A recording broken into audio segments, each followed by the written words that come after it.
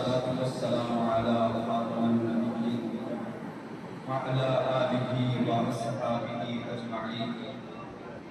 أما بعد، قال رسول الله صلى الله عليه وآله وسلم: خيركم من تعلم القرآن وعلمه، أو كما قال عليه الصلاة والسلام. صلوا على الحبيب، الصلاة والسلام عليك يا سيدي يا رسول الله، وعلى آلك وصحبك يا سيدي يا نبي الله. الصلاة والسلام عليك يا سيدي يا شفيع المذنبين، وعلى آلك وصحبك يا سيدي يا خاتم النبيين. معزز سامعین و ناظرین، بحمدہ تعالی ادارۃ الاسلام انٹرنیشنل پاکستان کے زیر اہتمام 20 روزہ سمر اسلامی کورس آج بحمدہ تعالی اپنے اختتامی مرحلے پر پہنچا،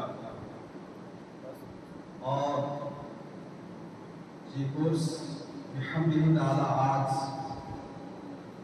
آخری دن انعقاد پذیر ہے، اور اس کورس کے تحت بحمدہ تعالی ہم عقائد، سیرت رسول اکرم صلی اللہ علیہ وسلم، وضو، غسل اور نماز سے متعلق مسائل سیکھے ہیں، اور آج آخری دن بھی اسی روایت کو برقرار رکھتے ہوئے میں ملتمس ہوں اس جامعہ کے مدرس الحافظ القاری حضرت علامہ مولانا صدام حسین قادری صاحب سے وہ تشریف لاتے ہیں، اور آج کی آخری نشست کا آغاز مشق تلاوت قرآن سے فرماتے ہیں۔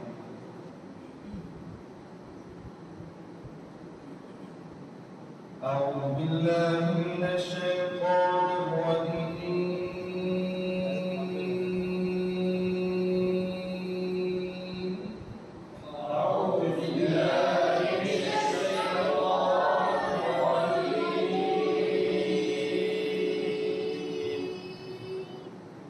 بسم اللہ الرحمن الرحیم۔ بسم اللہ الرحمن الرحیم۔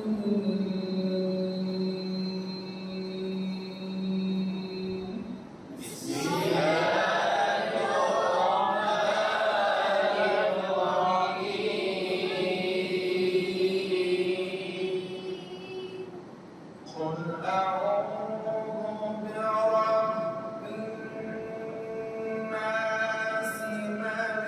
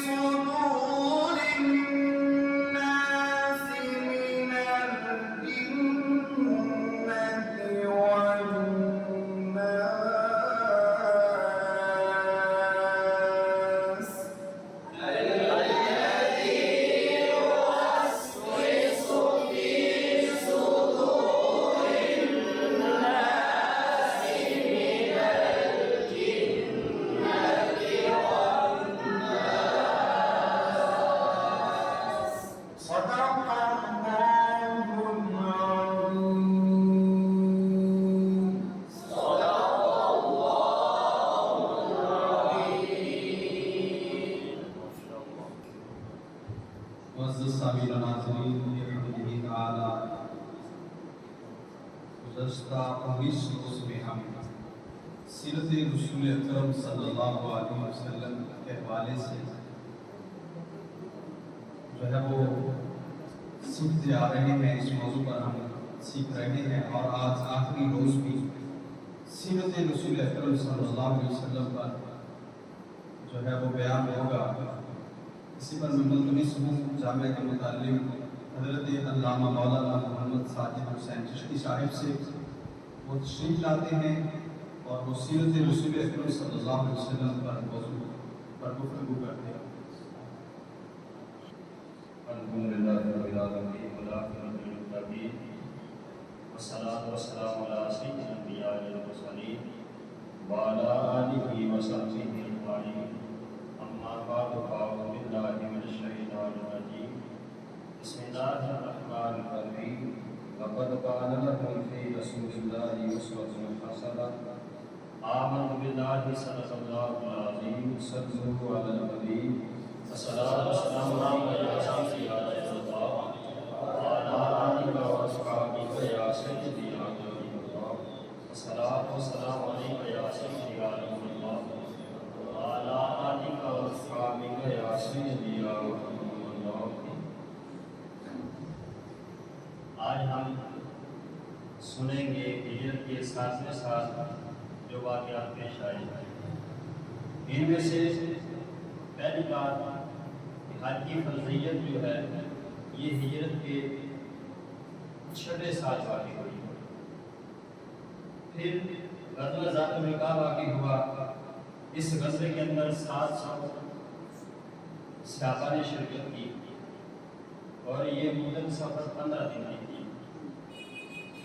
تیسری بات غزوہ بنو نجیان واقع ہوا۔ اس غزوے کے اندر 200 مہاجرین اور انصار صحابہ کی ایک جماعت نے شرکت کی۔ چوتھا غزوہ کرد واقع ہوا۔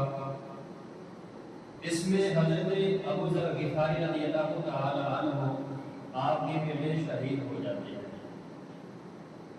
پھر دعائیں استسقاء، بارش کے لیے دعا مانگنا، نبی علیہ السلام کی بارگاہ میں عرض کی جاتی ہے اگر قحط سالی بڑی ہے بارش کے لیے دعا فرمائے۔ نبی علیہ السلام نے دعا فرمائی جس کا اثر یوں ہوا کہ 1 ہفتے تک بارش مسلسل ہوتی رہتی۔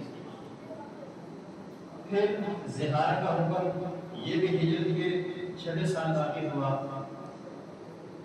اور ساتویں بار حضرت عائشہ صدیقہ رضی اللہ تعالی عنہا، آپ کی والدہ مائلہ حضرت ام رومان رضی اللہ تعالی عنہا، آپ کا وصال ہو جاتا ہے اور حضرت ابو ہریرہ رضی اللہ تعالی عنہ آپ بھی ہجرت کے 6 سال میں دار اسلام میں داخل ہوتے ہیں۔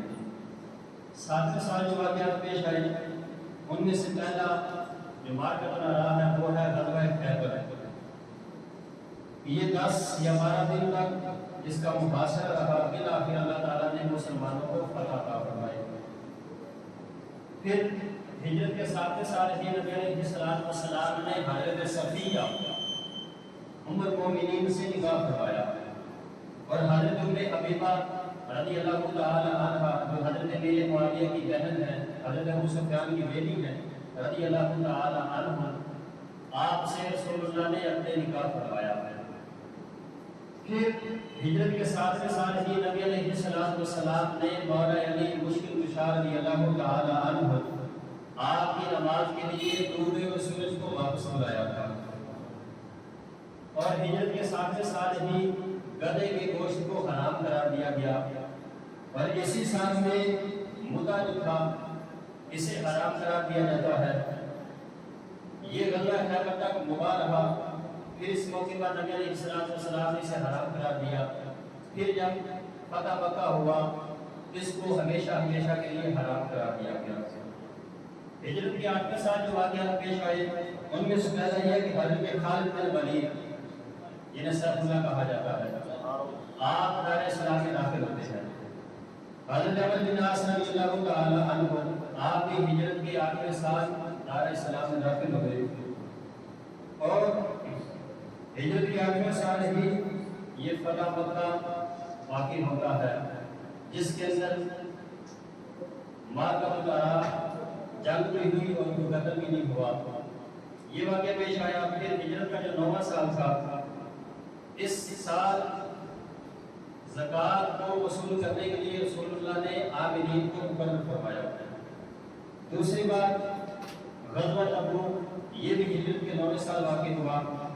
یہی وہ غزوہ ہے کہ جس کے اندر صحابہ کرام نے دل کھول کر اپنے مالوں کا نذرانہ پیش کیا، اور اسی موقع پر حضرت عثمان ذوالنورین رضی اللہ تعالی عنہ آپ نے 900 اونٹ رسول اللہ کی بارگاہ میں بما سازمان کی پیش کیے، اور بھی سازمان دیا، 100 گھوڑے کو دیے، 1000 اشرفیاں پیش کی. پھر نبی علیہ السلام نے ان کے بال کو اپنے ہاتھ میں لیا اور الٹ کرتے رہے، ہاتھوں میں گھماتے رہے اور عرض کرتے ہیں مولا اللہم ارضی عن عثمان فإنی عنہ راضی، اے اللہ تو عثمان سے راضی ہو جا کیونکہ میں محمد بھی سے راضی ہوں. پھر مسجد جرار کا واقعہ، یہ غزوہ تبوک سے واپسی پر واقع ہوا. اسی طرح غزوہ تبوک کے بعد 16 قبیلوں کے وفد آئے، ٹولیاں بن کر جماعتیں بن کر بغیر اسلام میں داخل ہوئے. اور ہجرت کے 9ویں سال ہی حبشہ کا جو بادشاہ تھا نجاشی بادشاہ، اس کا وصال ہوتا ہے. جو 10ویں سال واقع ہوئے واقعات ان میں سے پہلا ہے حجۃ الوداع. نبی علیہ السلام نے حج ادا فرمایا. دوسرا واقعہ یہ ہے کہ حجۃ الوداع کے ساتھ ہی یعنی ہجرت کے 10ویں سال نبی علیہ السلام کے بیٹے حضرت ابراہیم کا وصال ہوا ہے علیہ السلام.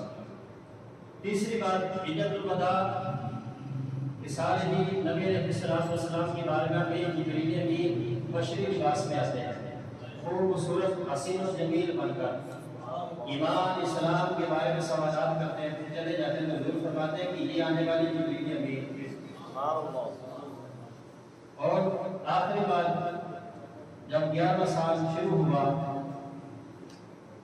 تو بعض قادپت جو حال اشکیاء نے نبوت کا دعویٰ کر دیا، جس طرح مسلمہ قذاب ہے، اسود ہے اور شجاع سجا نامی آدمی تھا.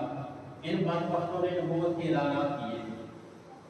پھر اسی 11ویں سال ہی نبی علیہ السلام کا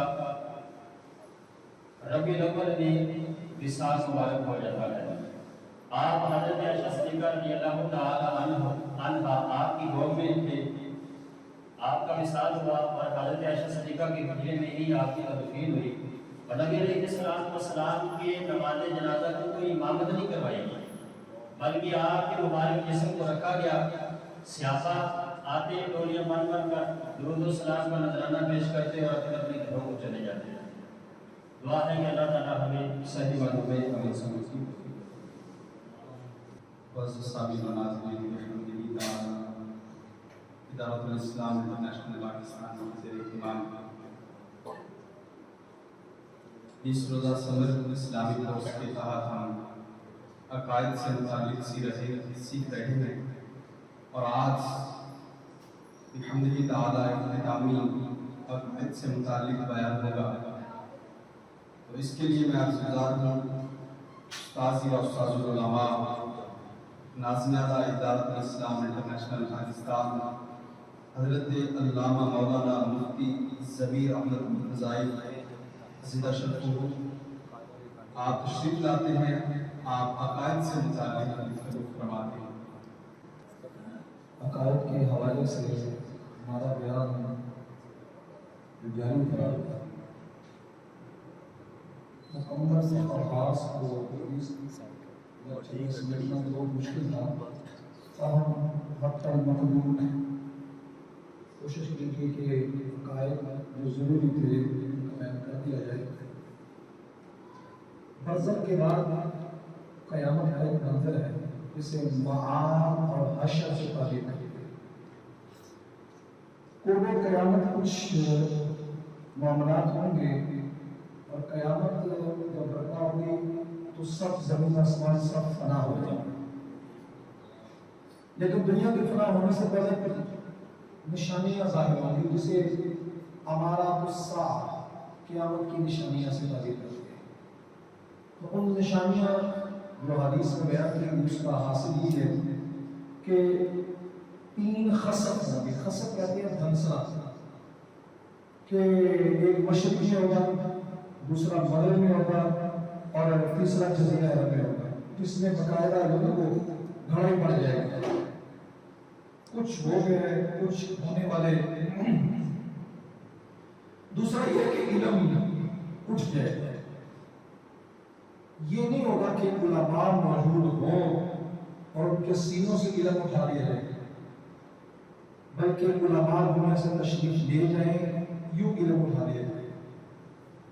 یہ رب کی بڑی کرم نوازی ہے کہ حضور کی امت کی علماء کو اللہ پاک کو عزت دیتا ہے کہ ان کے سینوں سے علم نہیں چھینے جاتا۔ بڑی غور طلب ہے، اس میں یہ نہیں ہے کہ بھئی علماء ہو اور سینے سے علم نکال دیا جائے۔ لہٰذا جو علماء کرام کو اللہ رب العزت نے ان کی عزت عطا فرمائی ہے،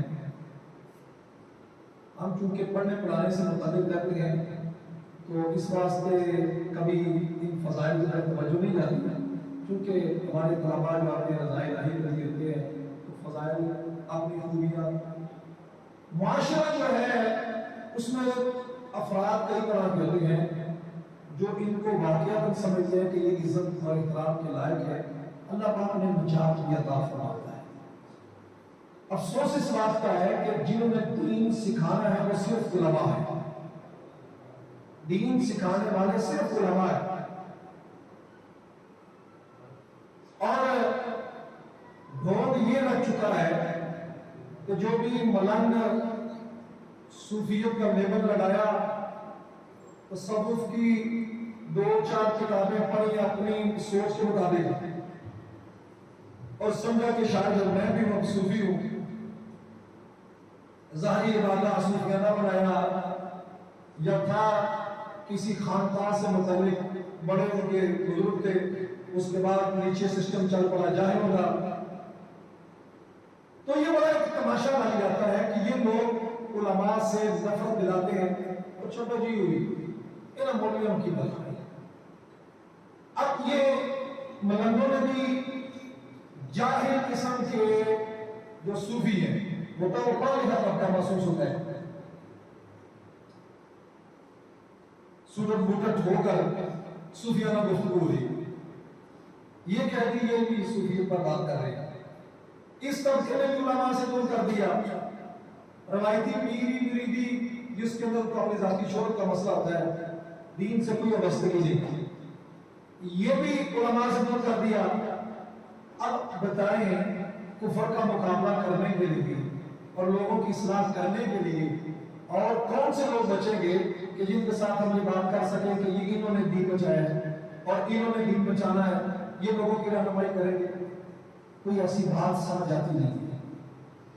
اس واسطے یہ بڑے فتنے کے دور ہے، علماء کرام کی قدر کرنے والے ہی اپنی نسلوں کو آباد کرتے ہیں، اور حقیقت بات یہ ہے کہ دین کی قدر کرنے والے جب بڑھاپے میں جاتے ہیں تو ان کے بچے اور ان کے خدمت گزار ہوتے ہیں، اور جو دین کی بے قدری کرنے والے، ائمہ مساجد کی خام پر روک جانے والے، ان کی بے قدری کرنے والے، توہین کرنے والے، مسجد کے اندر ڈیرا بنا کر چدرا کرنے والے، یہ ان کے گھروں کی صورتحال کا بھی آپ جائزہ لینا، کیونکہ میں خود تو اس سے منسلک نہیں، میرا تو ایک سلسلہ خطابت کی حد تک رہتا ہے، لیکن جو میرے طلباء ہیں ان کے ذریعے اور خود مشاہدے کے ذریعے جو چیز پتہ چلی ہے کہ ایسے لوگ جو مسجدوں کے اندر آ کر خرابی کرتے ہیں ان کے گھروں کی بربادی رہتی ہے۔ اب قرب قیامت کی جو نشانی ہے اس میں تیسری یہ ہے کہ بھئی جہالت کی کثرت ہوگی، یونیورسٹیاں کالج تو بن گئی، لیکن دین کا آپ سے دیکھ لیں کہ اگر کسی کو نماز کے فرائض کے بعد واجبات پوچھ لے تو دوسرا تیسرے بندے کو واجبات کی نماز نہیں آئی کہ نماز کے واجبات کیا ہے، اگلی بات کی ہے سود، تو اس کو جائز کرنے کا طریقہ سوچ رہے ہوتے ہیں کہ اس کو کیسے جائز کیا جائے، اور یہ ہر جائے جس میں رکاوٹ ہے، پریشانی ہے، یہ جائز ہونا چاہیے۔ طلاق کے ہونے کے بعد گاؤں کے نمبردار میرا بیٹھ کر 3 طلاقوں کے بعد بیٹھ کے صلح کرا دیتے ہیں، جہالت عام ہو جائے گی۔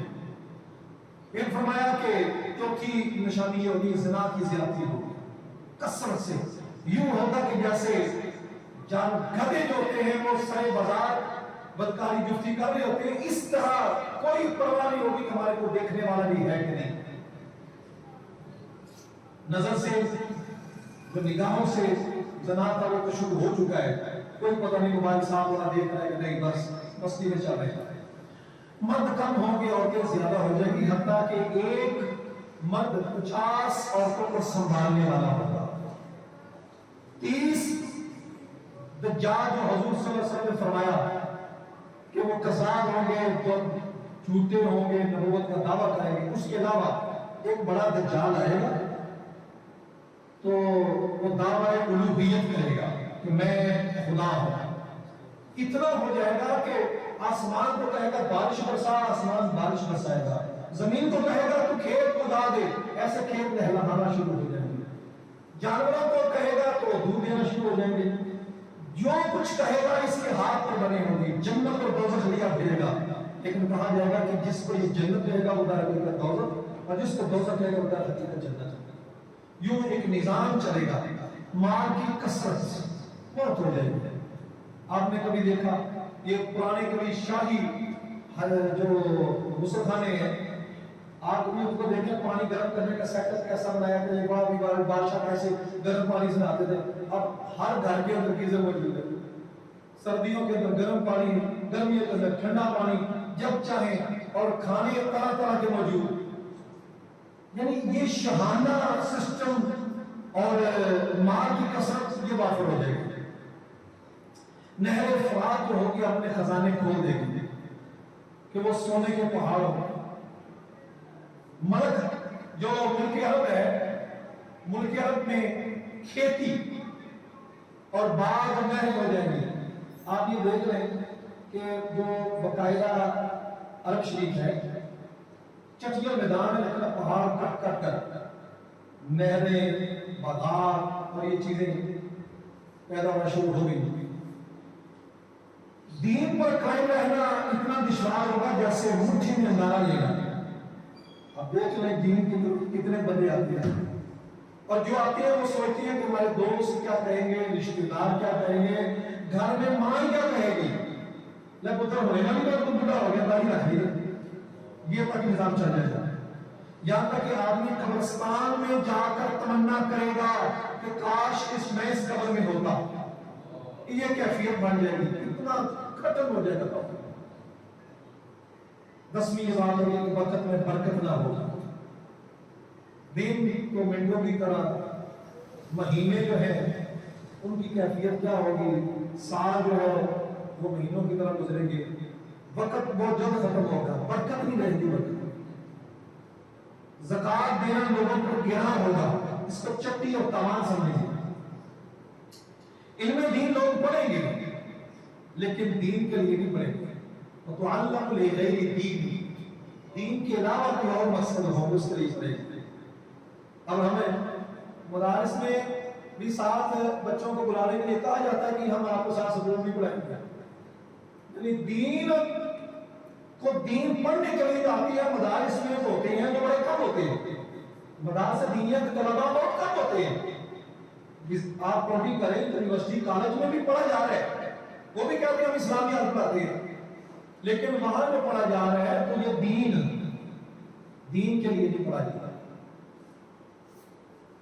مرد اپنی عورت کا تابع دار ہو، تابع دار ہونے کا مطلب یہ کہ ماں باپ کو جھٹلائے گا، پوچھے گا نہیں، وہ بیمار پڑے ہوں گے، پیروی اور تابع داری وہ بیوی کی کرے گا، ماں باپ کی نافرمانی کرے گا، اقصی لابیہ، باپ سے دور ہوگا اور دوست کے بڑا قریب ہوگا، باپ سے جدائی ہوگی، دوست کے بڑا قریب، اور یار آتی ہم جانا ہے کوئی یاد کرے رکھیے سے تیرے جی میں پہنچ دے، لیکن باپ وہ دن کو بھی بلائے تو نفرت کا اظہار ہوتا ہے کہ یہ کیوں بلا رہے ہیں، دوست کو کھانے پیش کیے جا رہے ہیں، باپ سے کہنے جا رہے ہیں، مسجد میں لوگ چلائیں گے، شور و غل برپا ہو،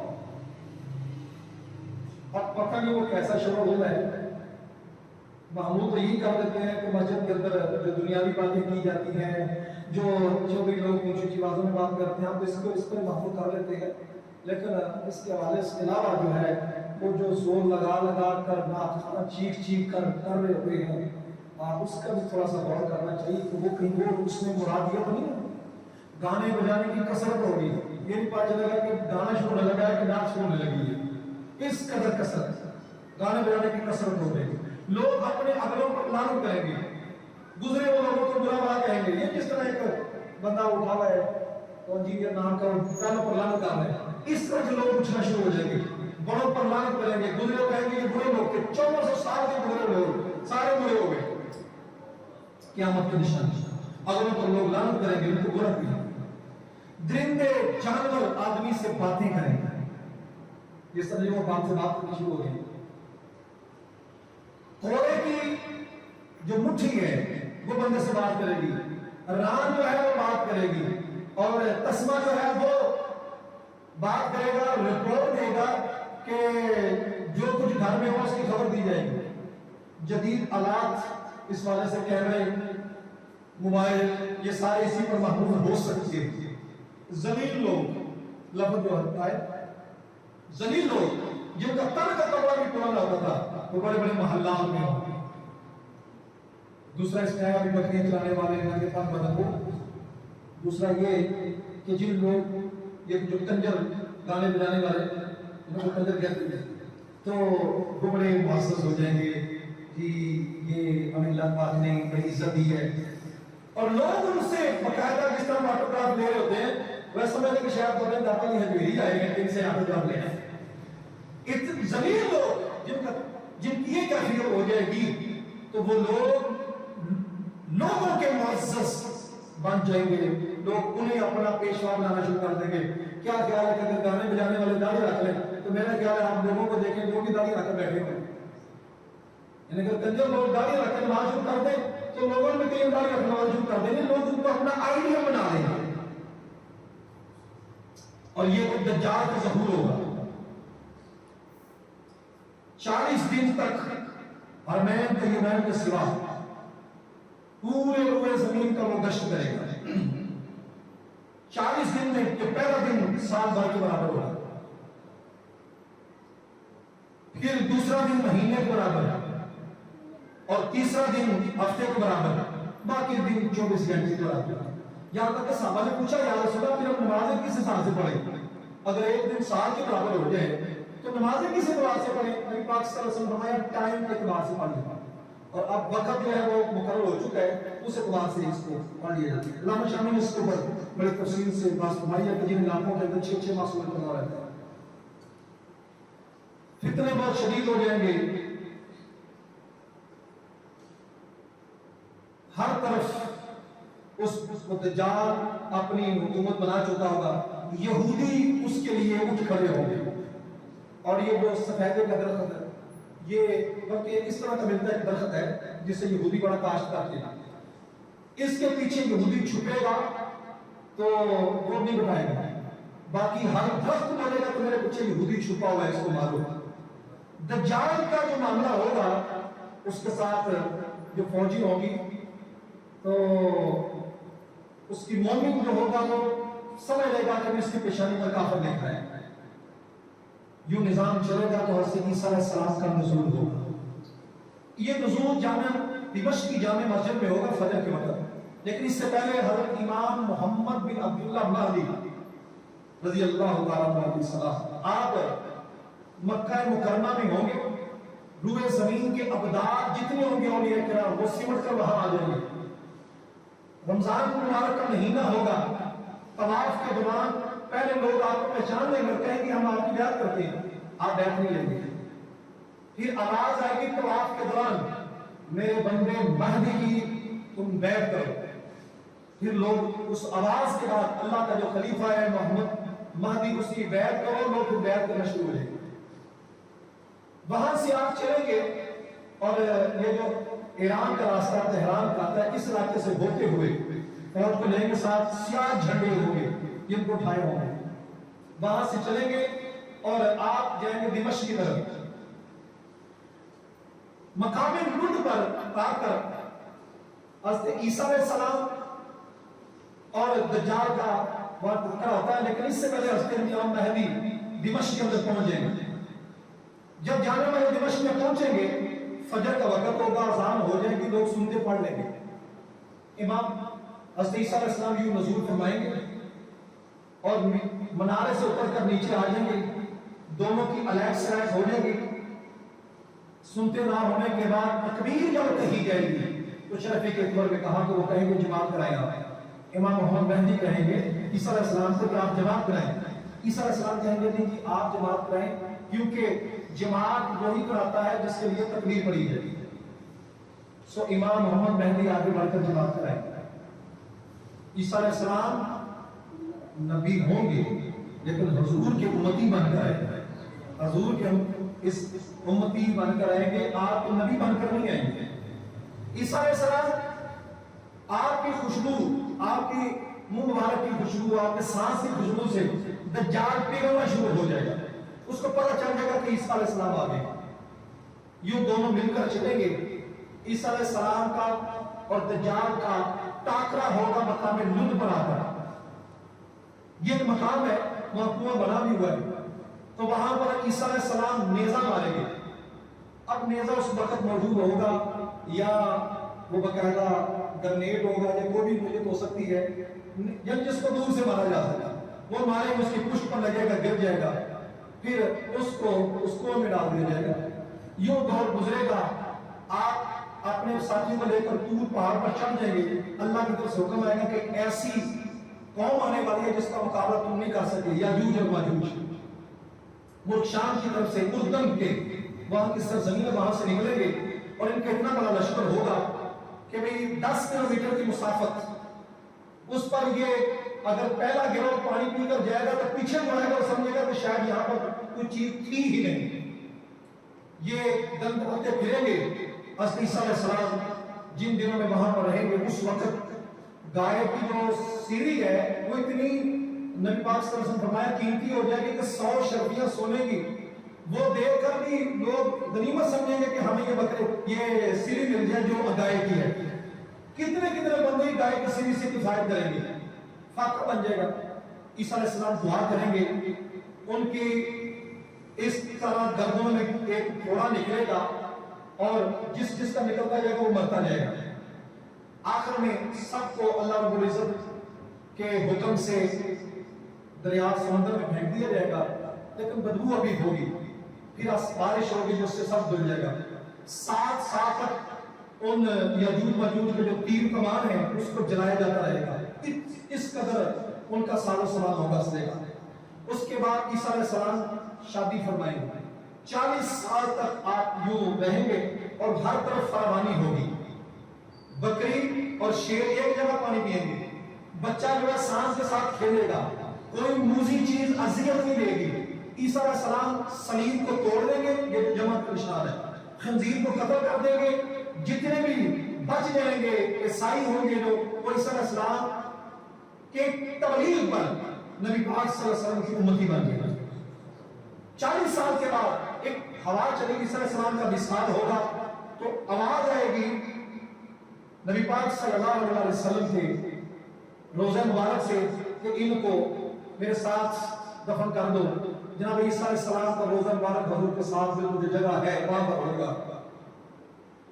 نبی پاک صلی اللہ علیہ وسلم کے ساتھ جب ان کی تدفین ہونے کے بعد پھر ایک ہوا چلے گی، ویسی خوشگوار ہوگی کہ پھر وہ بغلوں سے گزرتی جائے گی اور مسلمان جو ہے اس طرح دنیا سے چلتے جائیں گے، آخر کفر کافر بچ جائیں گے اور قیامت کی کفر پر آئے گی، حتیٰ کہ یہ صورتحال بن جائے گی کہ قرآن جو آخری وقت میں بھاگ ہو جائیں گے کہ لوگوں کو ایسا ہوگا کہ شاید ایسی کوئی قرآن کی آیت تھی، قرآن بالکل مہر ہو جائے گا اور حبشہ کے لوگ آئیں گے اور وہ خانہ کعبہ پر حملہ کر دیں گے، خانہ کعبہ وہ بھی منہدم ہو جائے گا اور اس کے بعد قرآن مجید وہ بھی اٹھا لیا جائے گا، ہر طرف کفر ہی کفر ہوگا اور قیامت چونکہ ایک عذاب ہے اور یہ کافروں پر رہے گا۔ اس حضرت اسرافیل علیہ السلام سور پھونکیں گے اور پھر اس کرناٹ کی آواز سے آستہ آستہ شروع ہوگی تو تیز ہو جائے گی، لوگ جو ہے کام کاج میں مصروف ہوں گے، ان کو پتہ نہیں ہوگا دین کیا چیز ہوتی ہے. پھر سارے مر جائیں گے. پھر حتیٰ کہ فرشتے بھی جب فوت ہو جائیں گے اللہ پھر فرمائے گا لمن الملک اليوم، آج کے دن کس کی بادشاہی ہے؟ کوئی جواب نہ ملے، ہر طرف خاموشی ہوگی. پھر اللہ خود ہی فرمائے گا اليوم للہ الواحد القہار، آج کے دن بادشاہی ایک ذات ہے جو واحد قہار. پھر اس کے بعد کرنال پھونکی، جب اسرائیل علیہ السلام وہ زندہ کیا جائے گا، وہ کرنال سور پھونکا جائے گا. نبی پاک صلی اللہ علیہ وسلم سب سے پہلے اپنی قبر مبارک سے تشریف لائیں گے. آپ کے دائیں سیدنا ابوبکر صدیق، بائیں سیدنا عمر فاروق ہوں گے. اور پھر جنت البقیع کے جتنے 10,000 سے زیادہ مسلمان ہیں وہ آپ کے ساتھ ہوں گے. اور نبی پاک صلی اللہ علیہ وسلم رب کائنات کے عرش پاک کے پاس آ جائیں گے. اس کے بعد پھر شفاعت کا ایک عجب سما ہوگا. ہر طرف بندے اٹھ کھڑے ہوں گے، موسیٰ علیہ السلام بھی ہوں گے، ساری جو امت ہے، سارے امت آدم علیہ السلام سے لے کر قیامت تک آنے والے لوگ سبھی یوم یحشر الناس، لوگوں کو اکٹھا کر لیا جائے گا. ہم تعلیم ہوگا، ڈر رہے ہوں گے کہ کیا ہو رہا ہے. اتنے میں سارے جائیں گے جناب آدم علیہ السلام کے پاس. آپ یہ ہمارے بابا ہیں تو ہماری اس والے سے شفاعت کیجیے. کہا نفسی نفسی ذهبوا الى غیری، میرا رب بڑے غضب میں ہے، کسی اور کی طرف چلے جاؤ، ہو سکتا ہے میری گرفت نہ ہو جائے. سلسلہ چلتے چلتے جناب نوح علیہ السلام، جناب ابراہیم علیہ السلام، جناب ابراہیم علیہ السلام سے پھر جناب عیسیٰ اور موسیٰ کلیم اللہ، ان کے پاس ہوتے ہوئے ہیں کہ تو جناب عیسیٰ کہیں گے، سارے یہی کہیں گے نفسی نفسی ذهبوا الى غیری. عیسیٰ علیہ السلام کہیں گے تمہیں ایک ایسا راستہ بتاتا ہوں جہاں سے وہ خالی نہیں گیا. نبی پاک صلی اللہ علیہ وسلم کی طرف چلے جاؤ. سارے حضور کے پاس آئیں گے. آقا کریم صلی اللہ علیہ وسلم فرمائیں گے یہ سارا کچھ ہونا ہے اور حضور پہلے بتا رہے ہیں. ابھی بھی کہتے ہیں کہ نبی کو غیب نہیں. اور حضور فرماتے ہیں جب میں لے کر ساتھ چلوں گا تو سارے پیچھے ہوں گے اور میں کسی کو یہ نہیں کہوں گا کوئی بات نہیں رب بڑے غضب میں ہوا، میرے پاس بھی ایسے کلمات ہیں، رب بڑے غضب میں ہوا، میں وہ کلمات پڑھوں گا، رب کا غصہ کفور ہوگا. آپ فرماتے ہیں کہ میں سر سجدے میں رکھ دوں گا، رب فرمائے گا ارفع رأسک، میرے محبوب سر کو اٹھائیے، سر کو عطا مانگنا شروع کیجیے، آپ کو عطا کیا جائے گا. وشفع تشفع، سفارش شروع کیجیے، آپ کی شفاعت قبول کی جائے گی. نبی پاک صلی اللہ علیہ وسلم فرماتے ہیں کہ میں سر سجدے میں رکھ، رب کہے گا سونے اٹھا لے. اور حضور فرماتے ہیں اس وقت تک راضی نہ ہوگا. محبوب آپ کتنا طاعت کریں گے آپ راضی ہو جائیں گے. حضور فرماتے ہیں اس وقت تک راضی نہ ہوگا جب تک میرا آخری امتی حضور کا آخری امتی گناہگار جتنا بھی امتی حضور کا رہے نسبت پر فیصلے ہوں گے. وہ جب تک جنت میں چلا نہ جائے اس وقت تک راضی نہیں ہوگا. پھر آگے بہاریں جو ہوں گی وہ آگے اس کے علاوہ دیکھی جائیں گی. اللہ رب العزت ہمارے یہ عقائد کے حقہ 20 دنوں کے اندر جو بیان کیا اس کو پورا موضوع فرمائے. بحمدہ تعالی معزز سامعین و ناظرین، ادارۃ الاسلام انٹرنیشنل پاکستان کے زیر اہتمام 20 روزہ صبر اسلامی کورس آج بحمدہ تعالی مکمل ہوا. تو اس کے اختتام پر شرکاء میں تقسیم اسناد کا سلسلہ ہوگا. تو اس کے لیے میں عرض گزار ہوں استاذی و استاذ العلماء ناظم اعلیٰ ادارۃ الاسلام انٹرنیشنل پاکستان حضرت علامہ مولانا مفتی ضمیر احمد مرتضی صاحب اور استاذی و استاذ العلماء حضرت علامہ مولانا مفتی سید واجد حسین شاہ صاحب کاظمی زندہ شرطو. ان سے میں عرض گزار ہوں کہ آپ حضرات جو ہیں وہ تقسیم اسناد فرماتے ہیں. تو سب سے پہلے تشریف لاتے ہیں حافظ عبدالرحمن سیفی صاحب بن عبدالحمید نقشبندی صاحب، وہ تشریف لاتے ہیں، ان کو سند سے نوازا جاتا ہے. تشریف لاتے ہیں جناب محمد عاصم صاحب، وہ بھی اساتذہ کرام سے سند حاصل کرتے ہیں. تشریف لاتے ہیں حضرت علامہ مولانا محمد محبوب صاحب، وہ بھی اساتذہ کرام سے سند حاصل کرتے ہیں.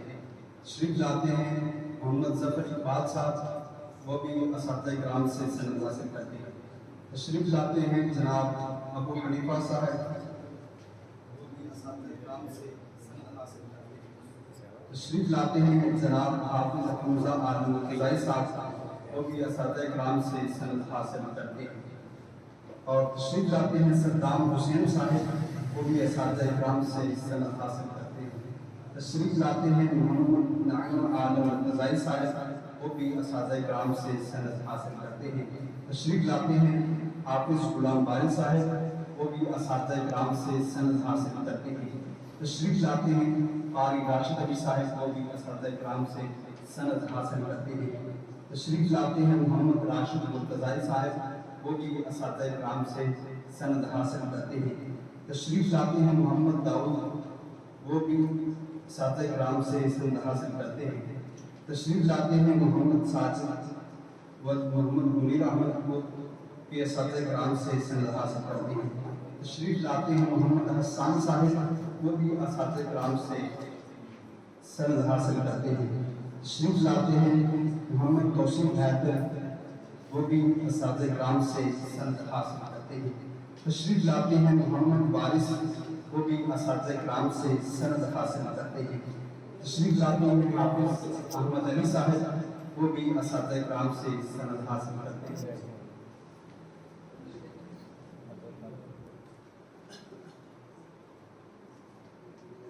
تشریف لاتے ہیں طلحہ رمضان صاحب، وہ بھی اساتذہ کرام سے سند حاصل کرتے ہیں۔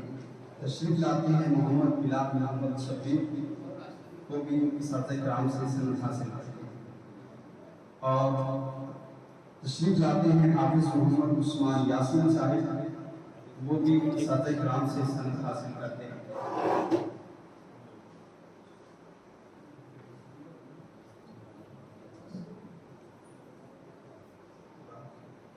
تشریف لاتے ہیں حافظ محمد مراج صاحب، وہ بھی اساتذہ کرام سے سند حاصل کرتے ہیں۔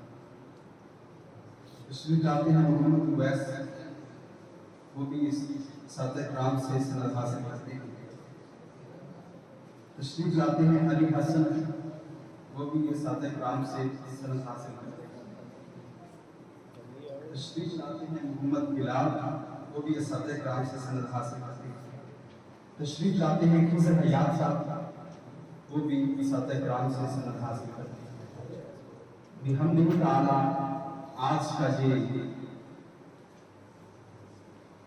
تقسیم اسناد کا سلسلہ بھی مکمل ہوا، اور اب میں اختتامی دعا اور اختتامی خطبہ کے لیے عرض گزار ہوں استاذی اور صاحب علماء ناظم اعلیٰ ادارۃ الاسلام انٹرنیشنل پاکستان حضرت علامہ مولانا مفتی سمیع احمد مرتضائی ضلع شترو سے آپ تشریف لاتے ہیں اور آپ اختتامی کلمات فرماتے ہیں۔ بسم اللہ الرحمن الرحیم، الحمدللہ تعالی احباب نے اس مقصد سے اس کورس میں شرکت کی ہے۔ 20 روزہ ظاہر تو بڑے کم رہتے تھے، لیکن بعد میں ختم کرنے مشکل ہو گئے، اور اسباب کو روک کر اساتذہ کرام نے جان فشانی کے ساتھ جس طرح اس کا اہتمام کیا، میں ان کا شکریہ ادا کر رہا ہوں۔ اور تقریباً 40 سے زیادہ تقریباً افراد نے شرکت کی ہے۔ تمام احباب کا شکریہ ادا کرتے ہیں۔ اللہ تبارک و تعالیٰ ان کے علم میں عمل میں برکت عطا فرمائے، اور ادارۃ الاسلام انٹرنیشنل پاکستان یہ جس طرح اس والے سے جدید کورسز کا انتخاب کرتا ہے عوام کی اصلاح کے لیے، انشاءاللہ تبارک و تعالیٰ آئندہ بھی عوام اور علماء کے اور قضاء کے ائمہ کرام کی اصلاح اور فوائد پر مشتمل ایسے کورسز کیے جائیں گے۔ اللہ تبارک و تعالیٰ ادارہ کے ساتھ وابستگی اور دین متین کی اللہ رب العزت خدمت کرنے کی بہترین ہمیں توفیق رفیق عطا فرمائے۔ بسم اللہ الرحمن الرحیم، رب اغفر وارحم وانت خیر الراحمین۔ اللهم انا نسألك علما نافعا وإيمانا كاملا وعملا متقبلا ورزقا حلالا طيبا واسعا وشفاء من كل داء۔ ربنا آتنا في الدنيا حسنة وفي الآخرة حسنة وقنا عذاب النار۔ میرے مولا کی بارگاہ میں اسے نصیحت کرتے ہیں کہ آپ نے شکر کی ان کی ہر طرح سے پریشانیوں کو دور فرما، علمی عملی روحانی جسمانی پریشانی کو دور فرما۔ رب اغفر وارحم وانت خیر الراحمین۔ صلی اللہ علیہ وسلم۔ اس کرم کا کروں شکر کیسے ادا، اس کرم کا کروں شکر کیسے ادا، اس کرم کا کروں شکر کیسے ادا، جو کرم مجھ پہ میرے نبی کر دیا، اس کرم کا کروں شکر کیسے ادا، اس کرم کا کروں شکر کیسے ادا، جو کرم مجھ پہ میرے نبی نے کیا، میں سجاتا تھا سرکار کی محفلیں، میں سجاتا تھا سرکار کی محفلیں، مجھ کو ہر غم سے رب نے بری کر دیا، اس کرم کا کروں شکر کیسے ادا، اس کرم کا کروں شکر کیسے ادا، سیدی یا رسول اللہ، سیدی یا حبیب اللہ، سیدی یا رسول اللہ، سیدی یا حبیب اللہ، سیدی یا رسول اللہ، یا حبیب اللہ، لمحہ لمحہ ہے مجھ پر نبی کی عطا، لمحہ لمحہ ہے مجھ پر میرے نبی کی عطا، لمحہ لمحہ ہے مجھ پر